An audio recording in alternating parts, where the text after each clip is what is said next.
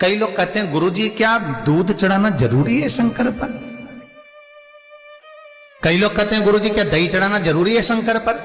शहद चढ़ाना जरूरी है? घृत चढ़ाना जरूरी है? शक्कर चढ़ाना जरूरी है?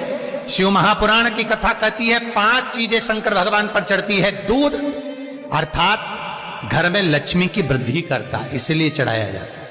दही शंकर भगवान पर इसलिए चढ़ाते हैं क्योंकि यह परिवार को जोड़ता है। जिसके परिवार में क्लेश ज्यादा होता है, जिसके परिवार में आपस में तकरार ज्यादा होता है, उसको दही जोड़ता है।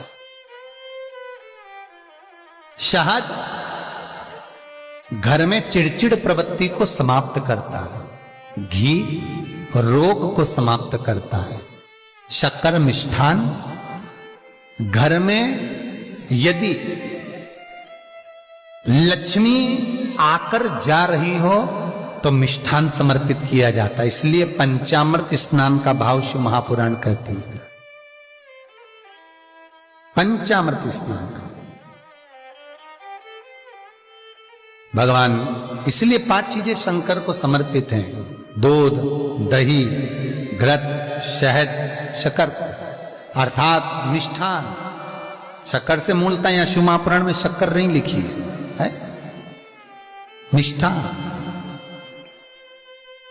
अब लोग शक्कर पीस कर अभिषेक करते हैं, परंतु मिष्ठान अर्थात गाय के दूध से निर्मित कोई मिठाई,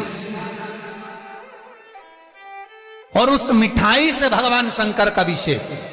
अब लोग भले शक्कर रखने लगे शंकर जी के अभिषेक में, पर यहां शक्कर नहीं लिखा है, यहां मिष्ठान।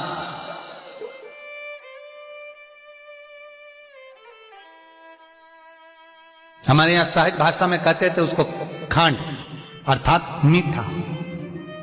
बाबू भगवान शंकर को समर्पित हो।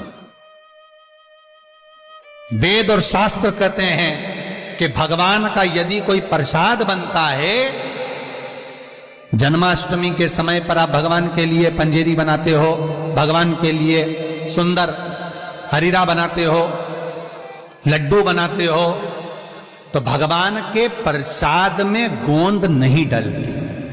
ध्यान रखना, आपकी बहू का जापा हो, डिलीवरी हो तो खूब बादाम गोंद सब तल तल के खिलाओ, पर भगवान का जापा हो, भगवान का जन्मदिन हो, भगवान का जन्मोत्सव हो, राम कृष्ण का जन्मोत्सव हो, तो उसमें गोंद तलकर प्रसाद में कभी मत डालना, क्योंकि उसमें ब्राह्मण हत्या का अंश है। ब्राह्मण हत्या।